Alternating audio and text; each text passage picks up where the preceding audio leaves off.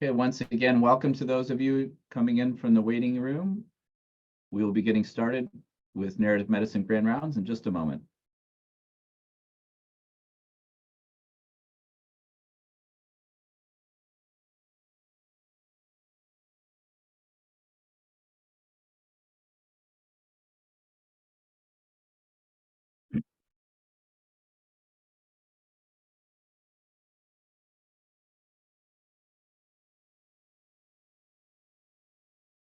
Okay, everybody. Well, welcome to Narrative Medicine Grand Rounds. Good evening, everybody. So I'm just going to adjust my window. I'm Dr. James Noble here at Columbia University Medical Center, and I'll be your host this evening for Narrative Medicine Grand Rounds. And on behalf of the Division of Narrative Medicine at Columbia University Irving Medical Center, I welcome those of you who are joining this rounds for the very first time, and welcome back to all returning attendees. Narrative medicine arose at Columbia in 2001 and is now an international movement at the intersection of the humanities, the arts, clinical practice, and healthcare justice. Narrative medicine training equips clinicians to humbly try to comprehend their patients' experiences and perspectives so as to deliver equitable and effective healthcare. Rigorous training and practice of narrative medicine helps all of those interested in person-centered, respectful healthcare to deepen their self-awareness, clinical attunement, collaborative skills, and creative capacities. Our commitments to healthcare justice underlie our writing, teaching, research, advocacy, and delivery of care. And the narrative medicine community assembles monthly at rounds to grow our knowledge, partnership, and commitment to just and effective healthcare future. Before we introduce our speaker tonight, I've been asked to mention a few basic Zoom ground rules to ensure the program goes smoothly. Please keep your microphone muted to cut down the background noise during the program, and be forewarned that if any disruptions occur or inappropriate comments are placed in the chat, you may be removed from the event. During the talk, we ask people to keep chat interactions to a minimum.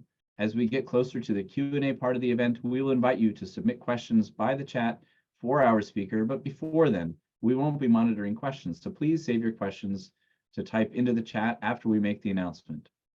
The event is being recorded, and everyone who registered will get a link to it a day or two after the event that you can share as you wish.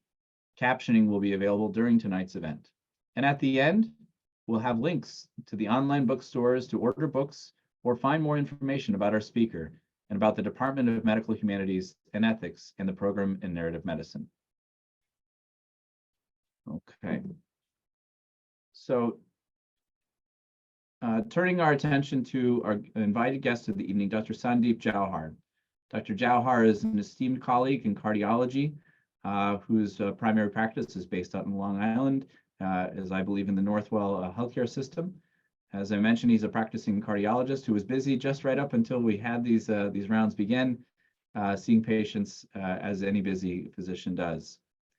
He is an accomplished author with pieces appearing in many high-profile entities, including the New York Times, and he's the author of, I think, 4 books now, all memoirs on the art and practice of medicine and his reflections from somebody who's both a clinician and somebody who's lived through the experiences as somebody experiencing disease through the eyes of others as well as those in his family. And tonight we're going to be covering his book.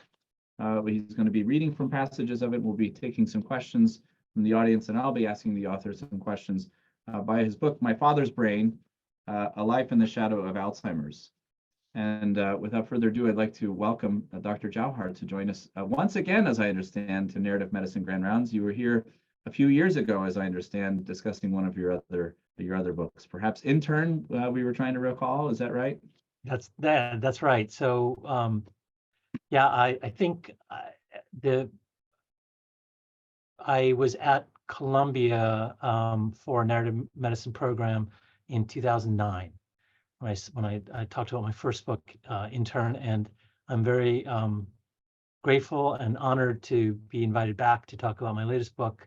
So just want to acknowledge the Department of Medical Humanities at Columbia, really just very well-respected organization, and then the narrative medicine program is one that I think a lot of physician writers are,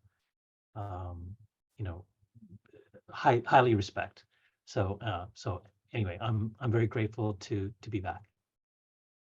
We're happy to have you here. Well, as we do with an author that joins us for Narrative Medicine Grand Rounds, we'd like to invite you to read a passage of your book, and maybe I'll start by asking a question leading into that, and maybe you can tell us a little bit about the not just the inspiration behind your book. I think that's fairly apparent. It's on the cover after all. But what was the inspiration you had to say, I really ought to write about this? It's something that I'm so compelled to do, considering all that you went through in the course of Alzheimer's disease. So maybe you can answer that and then tell us why you might pick the segment of the book that you plan to read as well. Sure. I mean, so the book is a memoir of my relationship with my father as he succumbed to dementia. But it's also a book about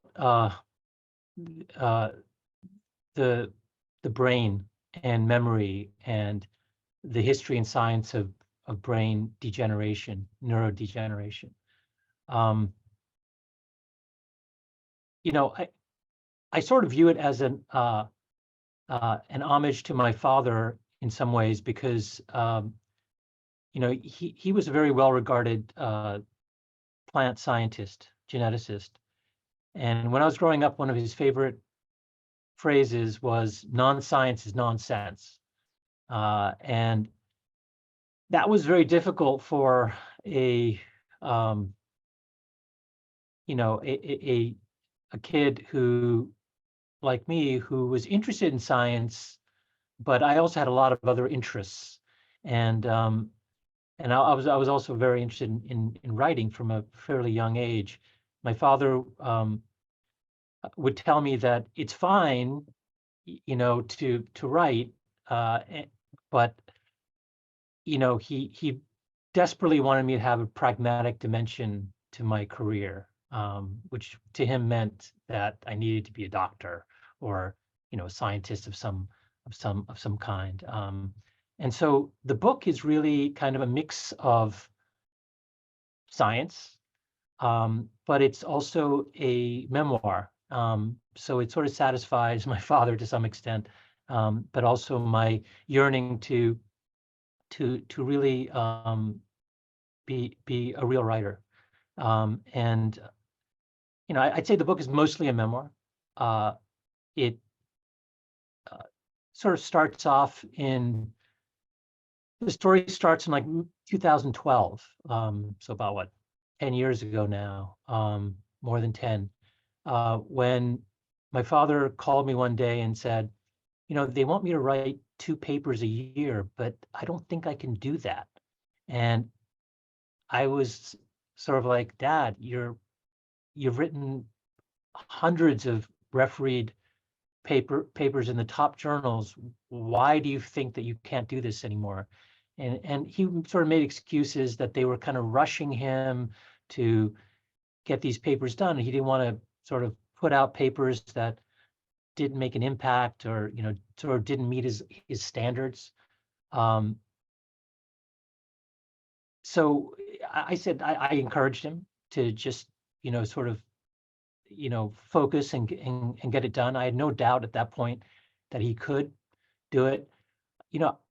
I was living in New York, and my parents were living in North Dakota at the time. They're living in Fargo, North Dakota. I didn't grow up there, but my father was a professor at North Dakota State, which has a very top wheat genetics program, which he was one of the heads of.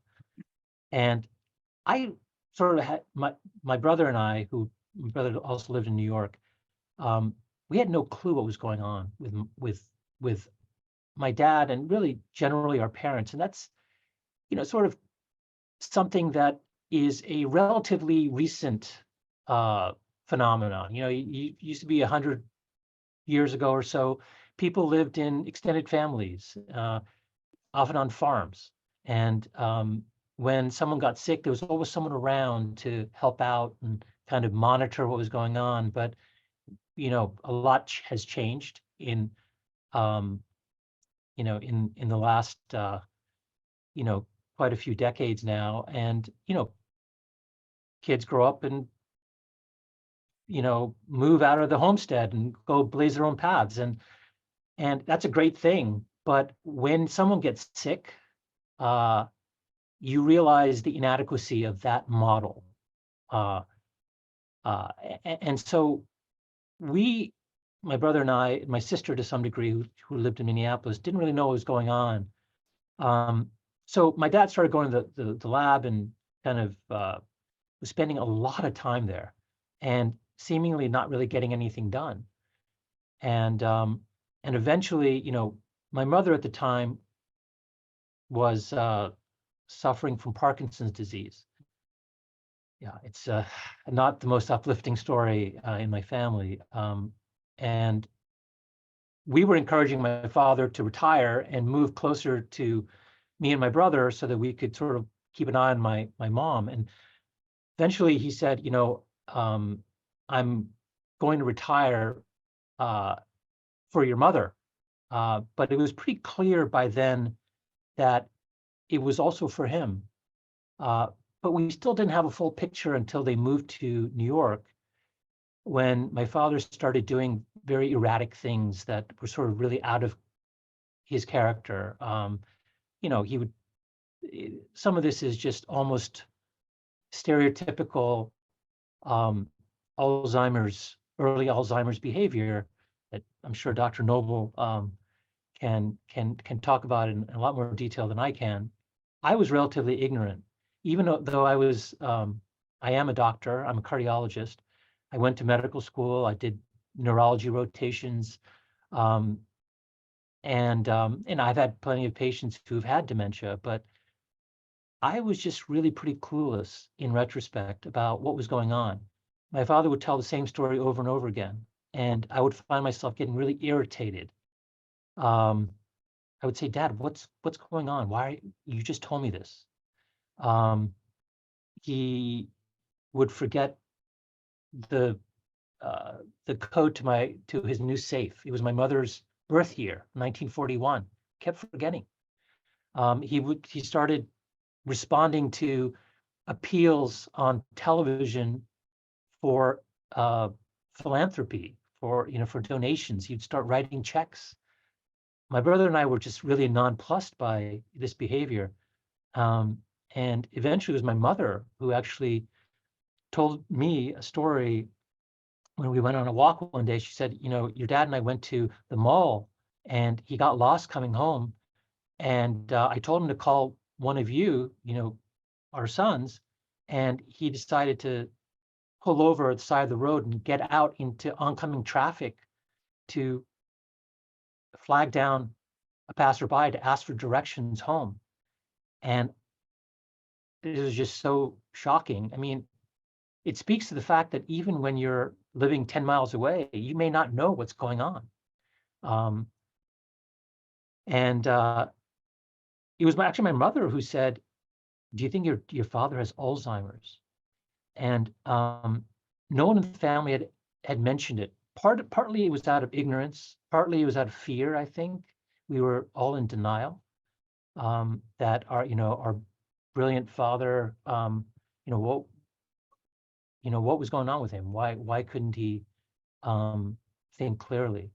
And so I ended up taking him to a neurologist, a colleague of mine, who's a neurodegenerative specialist, and he gave him some neuropsych testing, neurocognitive testing, and diagnosed him with MCI, mild cognitive impairment. Now, just to give you an idea of how sort of ignorant I was at that point in time, I didn't even really know what MCI was. I had actually never heard the term throughout medical school, residency, internal medicine. And so I made it my mission to learn as much as I could about my father's disease.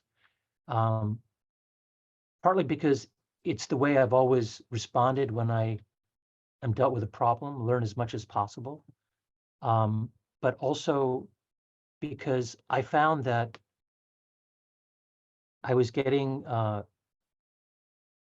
very impatient and frustrated. And I was most frustrated when I didn't know what the hell was going on. And it took me, we all know about Alzheimer's affecting short-term memory, and that may be because the disease, again, Dr. Noble can speak to this much more than I can, but the disease in many cases starts in the hippocampus, which is responsible for the retention of short-term sort of conscious experience. So that sort of explained some of what was going on. You know, the fact that he kept repeating stories, or he kept forgetting my mother's birth year, but other things, like eventually as the disease progressed and he entered full-blown Alzheimer's, and he became sort of emotionally very labile and angry. You know, it was really out of character for him. It took some time for me to understand that, you know, and there are probably other neurological explanations, but that the amygdala, which is responsible for sort of emotional regulation, is only like a centimeter away from the hippocampus. So very often, you know, people who develop these short-term memory deficits will develop emotional dysregulation as well.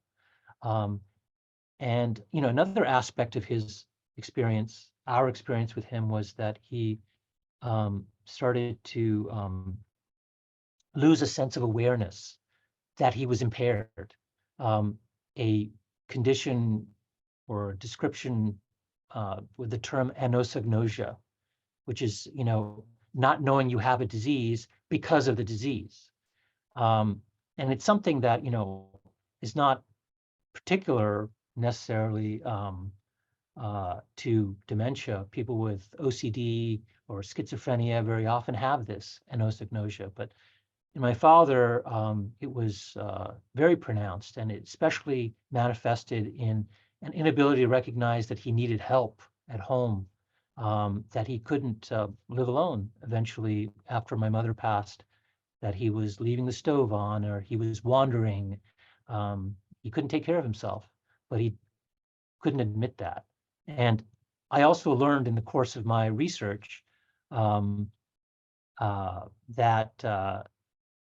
you know, self-awareness is maybe encoded in the frontal and parietal lobes.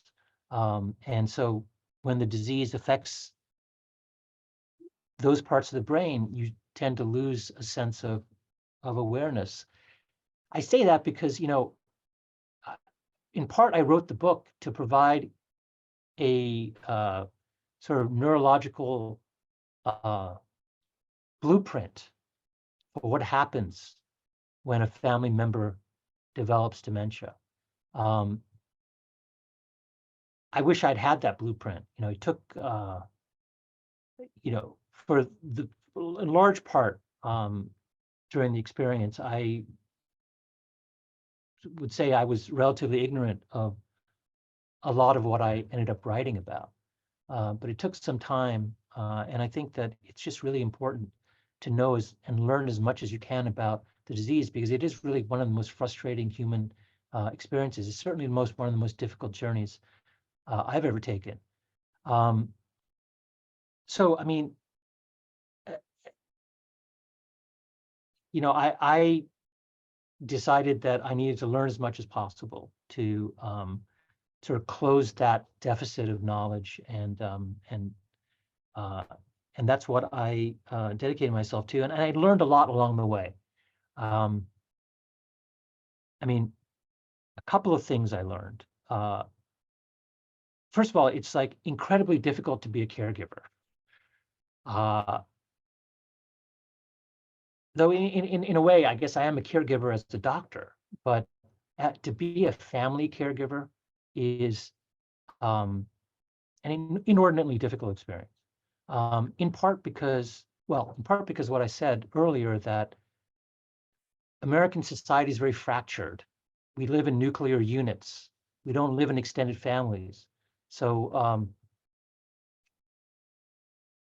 so the burden of caregiving tends to fall on one or two people rather than 5 or 6. Very often those people are daughters or daughters-in-law. But my father and my mother came from a culture where sons were supposed to take care of aging parents. And so I would say probably the people who were least equipped in my family to care for my parents, care for my father, was me and my brother, because we had full-time jobs as cardiologists. But my parents felt that they really needed to live close to us. And in some ways that was beneficial because we do have a medical background, albeit not that helpful when it comes to dementia. My brother said many times, he told my father's neurologist, physical illness, I can understand, I can handle, but this is just beyond. Mental illness is just so difficult to manage. So that was one thing, is just, in part, the caregiver burden is very, very heavy. And in part, it's because American society, I don't think, really values caregiving for the elderly. Politicians don't talk about it. There are many people, I would say, myself included, who think that somehow Medicare is going to provide support when someone gets sick with a chronic illness, but that's just not the case. They might provide very short-term support after someone's hospitalized, but dementia caregiving costs roughly $200 billion a year. Medicare pays $11 billion of that. $189 billion, 95% is borne by families. And it's no wonder that caregivers end up getting depressed, frustrated, loss of economic productivity, sick, physically sick. So that was one thing that I learned. Another was that that we live in what I call in the book a hypercognitive world. It's a world where we value information and knowledge and the ability to process information. Just think about what is it that we value in Western society. It's money and power and the ability to add to the endless conversation that's going on.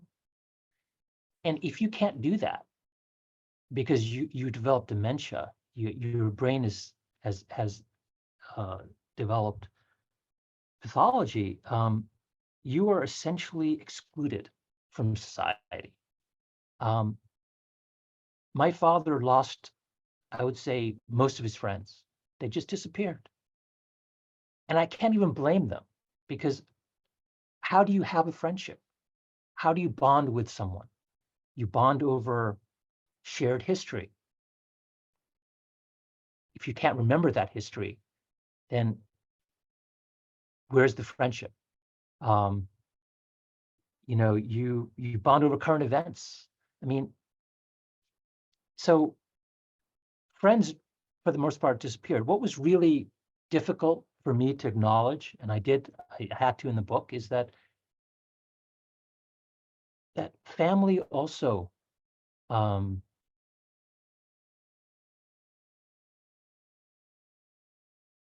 tends to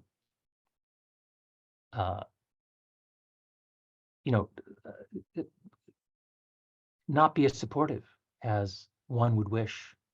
That was certainly true in my family. I mean, I would say in retrospect, some of the responses that I had to my father, some of the anger, some of the frustration I had, part of it was fear that what was happening to him might happen to me too. He and I were very, very similar in many ways. But part of it was just, that he was no longer the person I was just used to knowing. And that was really difficult to accept. You had asked me to read a passage, so I'm going to read a passage that sort of speaks to that issue. Yeah, I do want to say, just before I read the passage, that the marginalization that occurs from society, but also from family, in many ways worsens the disease. It's just a double tragedy. I mean, it's bad enough that we, you know, treat people the way we do, not purposefully. People aren't sadistic, but it's just how we respond, how the things that we value um, in Western society, but not just Western society, even Eastern society. I mean, there's this sort of myth that the elderly are treated so well in um, in the East, but that's not really the case. I mean, in China, the word for dementia is elderly retardation disease. In South America, in Colombia, people view people with dementia as being cursed by witches. I mean, I think this is really a cross-cultural problem. But the sad thing is that social isolation, and I'm sure Dr. Noble can speak to this quite a bit, but social isolation really, I think, worsens the disease. I think there are plenty of studies, some of it which I talk about in the book, where people who report feeling lonely tend to progress much faster in their cognitive decline. Even those who have less plaques and tangles to begin with. And one of the studies I quoted shows that there's almost a symbiotic effect between widowhood and the presence of plaques and tangles. That is a really bad combination. And it was true that once my dad lost my mother, his decline accelerated. And so it's sad. I mean, we talk a lot about dementia being caused by plaques and tangles, but there's a whole sort of psychosocial element that I've come to believe is really significant. We talk a lot about in the dementia world about cognitive reserve, having more education, starting off with like more brain synapses. If the bucket is a little more full, then it takes longer to empty the bucket. That's a mixed metaphor, but I think you understand what I'm saying. I think one of the neurologists I spoke with said dementia in the end may be just a math problem. How many neurons do you start with, and how many do you, and how quickly does it decline? So we talk a lot about cognitive reserve, but not so much about psychosocial reserve, that the presence of friends and family and support really alleviates some of the stresses that we know accelerate neurodegeneration. We know in rats and humans that cortisol surges result in hippocampal damage. So, so I would say that it was really hard for me to understand and acknowledge that we played a role also in my father's decline. So I'm just going to read a passage from the book. My father had done something very strange. He had, can people still hear me? Yeah, we can still Yeah, hear okay. you. Yeah. The screen just changed, so I wasn't sure if I'd been popped out, but my mother was declining from Parkinson's, and he one day called me up and said, "I think we should put your mother in a nursing home." And he said it so nonchalantly, and I said, "Dad, where's Mom?" He's like, "Oh, she's sitting right here." And he turned to her and said, I'm talking to Sandeep about putting you in a nursing home. And my mother just started crying. And my father just didn't understand what he was saying and how hurtful that could be. And so, um, so this is the passage. That phone call, the matter-of-factness of it, the egregious and oblivious cruelty, finally brought home to me that my father's disease had entered a more advanced stage. For more than a year, I had disbelieved what was apparent to the rest of the family. I had offered rationalizations out of fear of what was in store for him, and perhaps for me too. No more.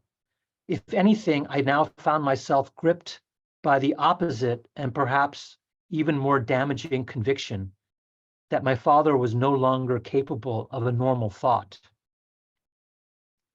Of course, I would still acknowledge his remarks, but I rarely responded to or valued what he said, and then only if the remarks had the sheen of normalcy, like his comments on the buffoonery of a certain Republican candidate for president in 2016. If they were strange or idiosyncratic, they, meaning he, would be ignored. He would tell me old family stories, but I would find them unfunny or irrelevant and chide him or hurry him along. No doubt I made him feel worse, lonelier than he already was. Not on purpose, of course, but it hardly mattered. Once he was labeled as having a brain disease, a label corroborated by my unforgiving interpretations of his conversation.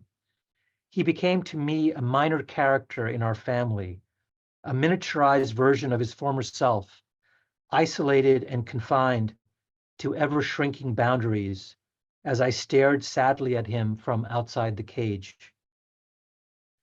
A similar thing happened with my mother. Once she started hallucinating, the consequence of her Parkinson's or perhaps the drugs she was taking to treat it, my siblings and I were inclined to interpret almost all her actions and feelings through the prism of her disease. The social psychologist Tom Kitwood has described such behavior as malignant social psychology. It is a form of depersonalization. Even my mother's being sad or withdrawn because she could no longer walk properly or because my father was continually fighting with her aides was construed by us and by her doctors as evidence of failing neurological processes, not as a reasonable human response to difficult and frustrating circumstances. During those years, I was writing a book about the heart in which a central theme was the detrimental effect of psychosocial stress on human health. Yet when it came to my parents, my thinking regressed to a model of disease in which their conditions were purely consequences of cellular pathology. Our parents were constrained and marginalized, not just by their diseases, but also by our response to them. So, yeah. And then I guess the last thing I'll say is that I found that through the course of my experience that there were a lot of ethical challenges in caregiving for someone with dementia. You know, as a doctor, I had always been taught to level with my patients, you know, to respect their right to self-determination, autonomy, the right to know the truth. And that paradigm completely failed with my father. I you know, sort of adopted, initially at least, the viewpoint that I needed to tell him the truth about things. If he didn't like the fact that we were paying his caregiver, and it would cause him a lot of upset, I still insisted on telling him the truth. In part, it was because, you know, I still thought that leveling with him was like me telling him, you're still a human being. You're still a part of my world. And, you know, because we had always leveled with each other. But that became increasingly difficult After my mother died, for example, my father would say, "Where's your mom?" And I'd tell him, "Dad, mom died. She died, you know, at, remember once I told him she died 3 years ago, and nothing you say or do is going to bring her back." Because he kept asking. And my brother and my sister had a different viewpoint. Their viewpoint was that, don't cause him anguish. And a lot of caregivers sort of have that commonsensical, I would say, notion that there's a difference between lying for your own benefit, being duplicitous, and lying for someone else's benefit. And in my father's case, I came to understand that eventually, but I wouldn't say my training as a doctor helped with that. It definitely didn't. So eventually I came to understand a broader conception of dignity, that treating someone with dignity, a patient, isn't always just telling them the truth. It's, in some cases, meeting them where they are, and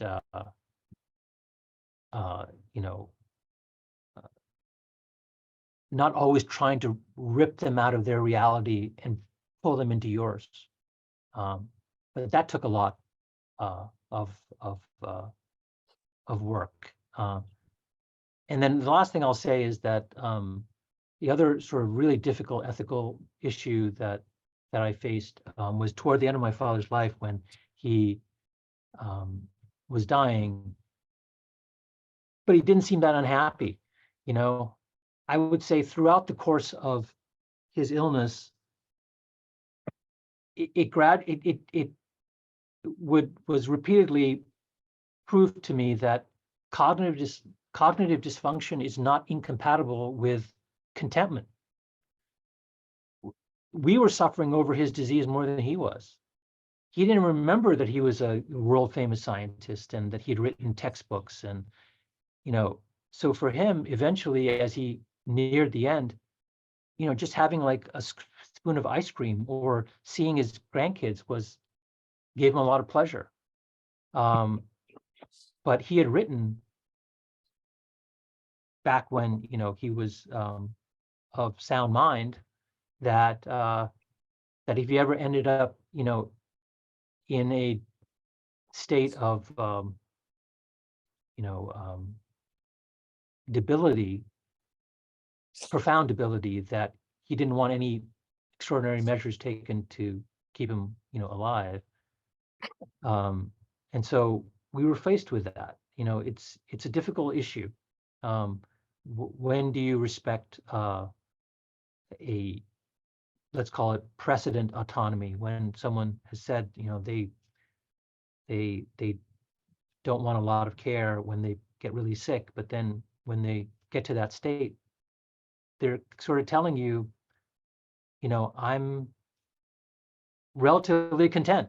I don't really want to die. And that, I think, was really difficult. That was probably the most difficult thing I've ever done, is to try to balance what my father had said in his, his advance directive with what was actually happening in the moment. So, yeah, I mean, those are some of the things that I learned, and I'm happy to stop there and maybe take some questions from James and Yeah. from. Well, thank you so much for sharing your experience and your journey through all of this. I mean, it's I think one thing that came through in your book, and one thing I wanted to ask you about, and I think it even comes through now, is there's a rawness about this disease, right? And it comes through in your writing too. And so one question I had regarded, at what phase of his illness did you begin writing the book? And did you draw upon memories or journals? I mean, one thing that struck me was, aside from the rawness of your own experience, was just your recollection of your family encounters, the arguments with your siblings, you kind of bore all when it came to the experience that you and your family had. So maybe you can tell us a little bit about the writing process for the book. Yeah, I mean, I hadn't planned on writing a book about my father's illness. Um, I initially thought about it because,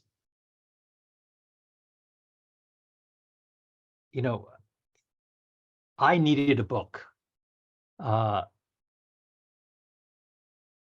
I thought that people might need a book, the kind of book that I needed, not just a caregiving manual, but more of a book that describes the rawness and the the the difficult experiences, personal experiences, but also provides, like I said, a neurological blueprint for what's going on, so that someone can be a better caregiver. But then I put it aside because it was just really difficult to think about, and I didn't want to sort of, you've also written a book. And I think that when you're writing a book, you kind of have to live the book, and especially in a book like this that's so personal, I wasn't sure if I wanted to think about it all the time. I've had various people have read the book and sent me emails, and one of the big dementia experts in Philadelphia wrote me and said, most people who go through this experience never ever want to think about it again. And I would say I started off like that. But then, I mean, there's a combination of things. I mean, my writing has always been a way for me to clarify my thinking about things. And I was faced with all of these sort of challenges. So I just naturally found myself writing, and, in a journal, and thinking about what was going on. And then, sort of COVID hit, and I'd say probably as we were emerging from COVID, I started to think that, I should probably write this book. So there were stops and starts, but eventually I think my feeling was that that there wasn't this kind of book out there that I was aware of, so I wanted to write that. One other question that comes to mind, hearing, a comment you made a little bit ago about, you hadn't really considered these things that your parents went through when caring for your own patients.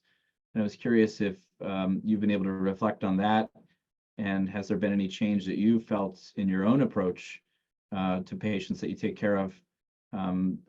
Especially, as the entire population ages and ages successfully through cardiac diseases. Oftentimes they wind up in our offices contending with neurological ones. Yeah. I'd like to think that some of the innovations in neurologic disease are going to push back, and so that it will be more patients going back to the cardiologist with better treatments for their own Alzheimer, for their neurological issues. But in the meantime, just wondering if you started having a different approach towards counseling or understanding, or maybe even cognitive screening for those individuals to assure they understand what you're talking about. Yeah, I mean, so I don't do cognitive screening.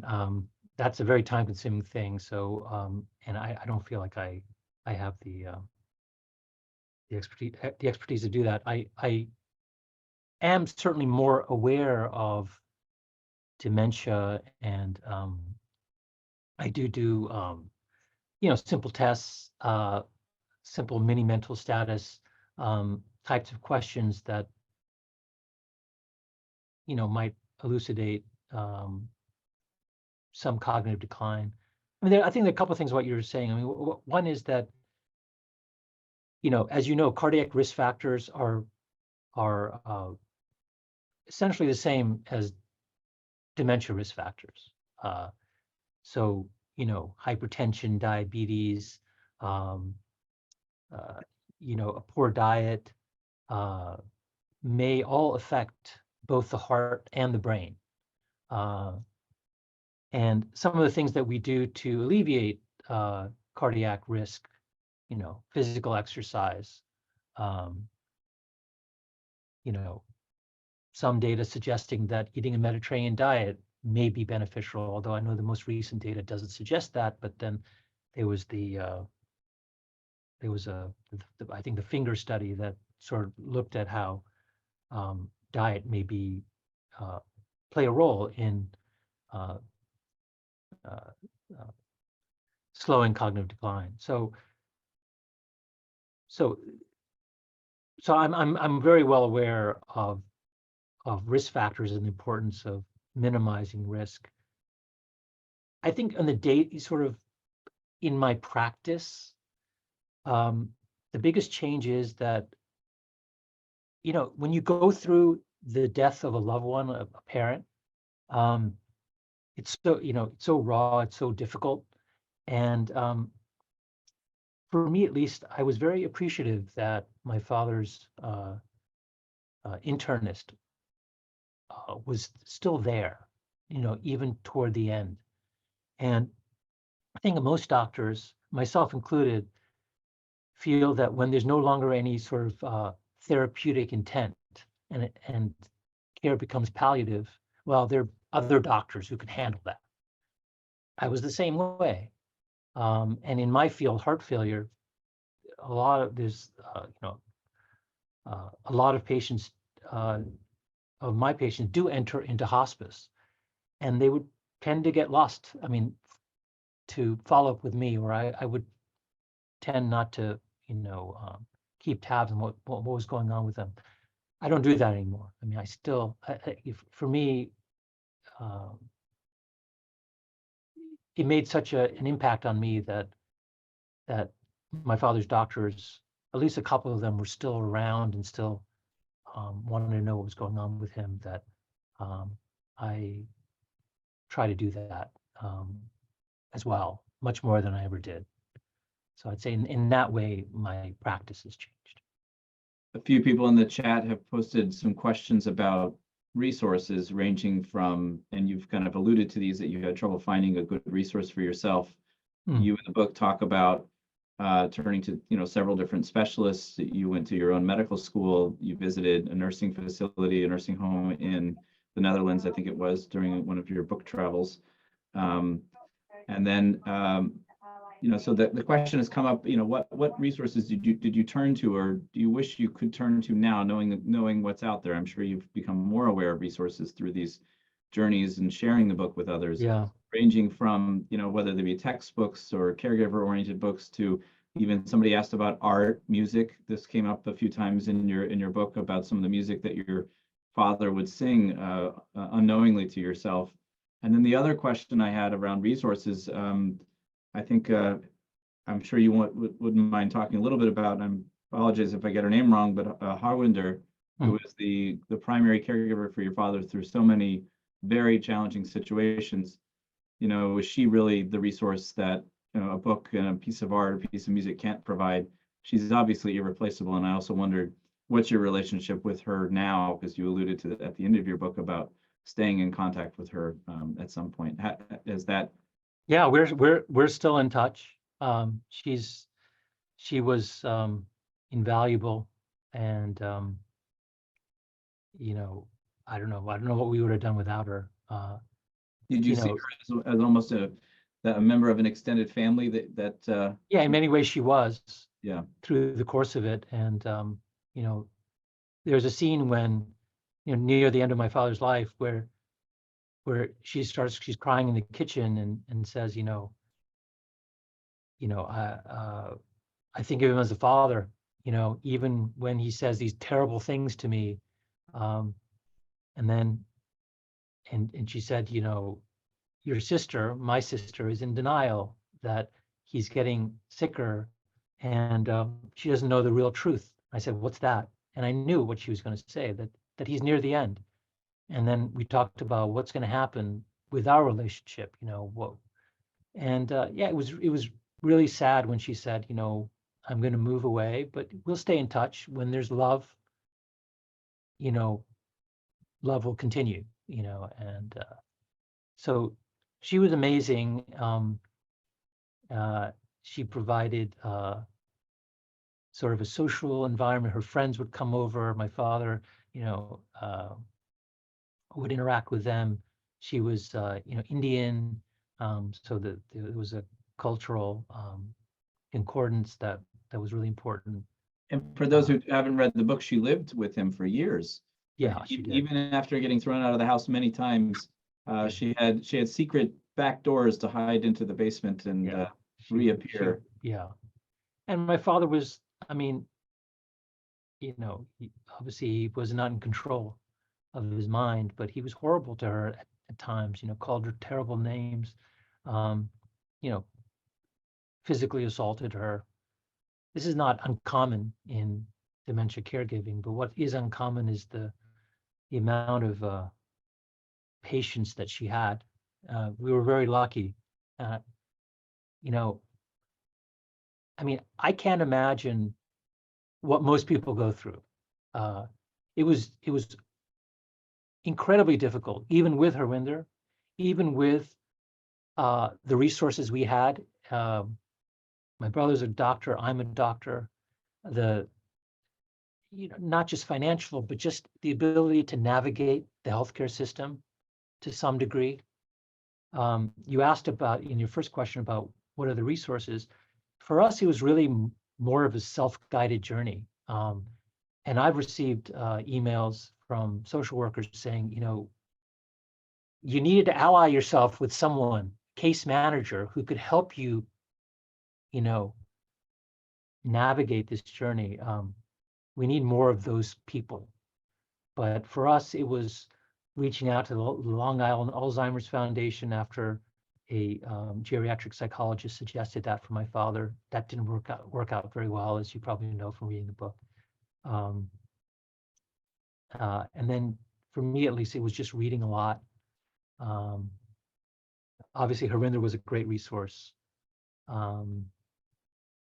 But, generally, I would say that people don't want to talk about dementia. It's a hurricane that's coming for all of us, either as patients or as caregivers. Everyone is going to be affected by dementia in the future.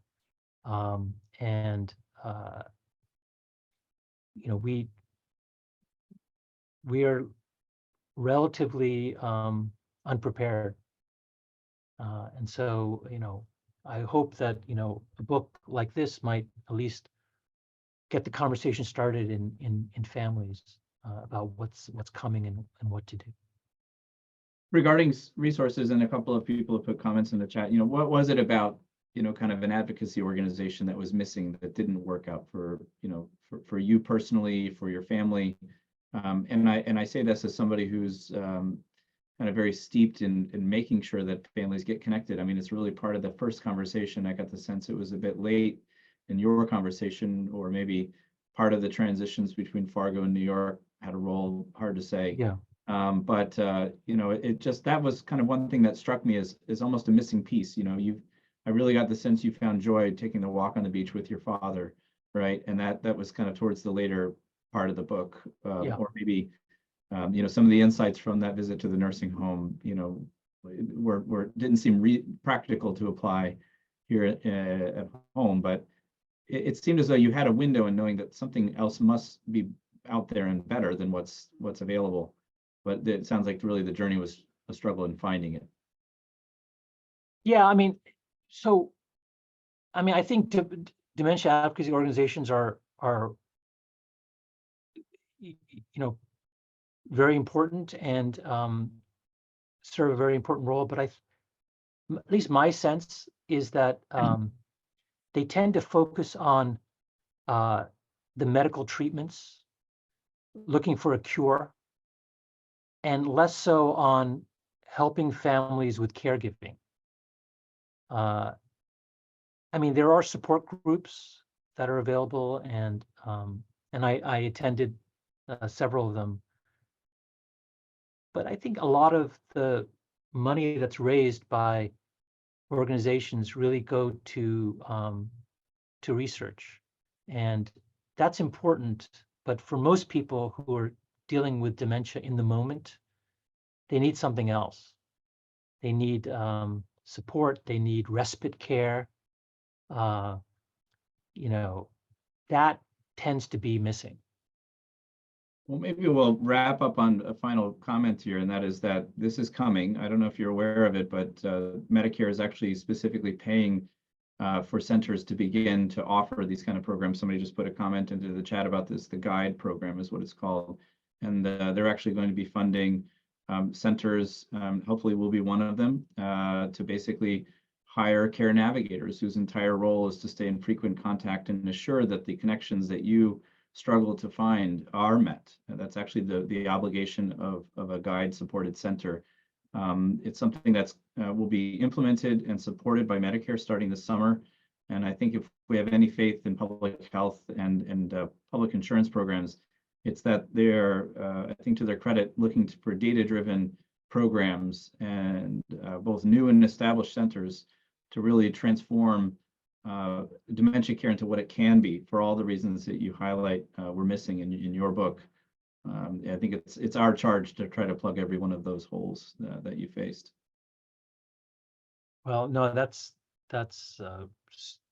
super important. And you know, I know that New York State and a few other states have you know, initiated caregiver support programs, but the amount of money that's invested is really paltry for the amount of help that's needed. I mean, there are roughly 20 million unpaid family caregivers in this country, and a substantial number of them are caring for someone with dementia. And like I said, a substantial number of them are female, can't leave the house, can't work because of the burdens. So yeah, I think government and insurers need to step up. Yeah, it's in everybody's best interest, and if nothing more than it saves a lot of heartache and maybe some money for those who count that as important. Yeah. So, well, Dr. Jauhar, thank you so much for joining us tonight. I remind everybody who attended tonight that a recording of the event will be shared later this week by email to all who registered. And we hope to see you next month on March 6th, when we welcome Jens Brockmeyer, who will be speaking to us on the question of the resiliency of the self in a talk titled, How Resilient is the Self? A hermeneutic look at an unresolved question. See you then. Thank you, everybody, and thank you, Dr. Jauhar. With that, Thank you we'll say so good much. night. Thank you.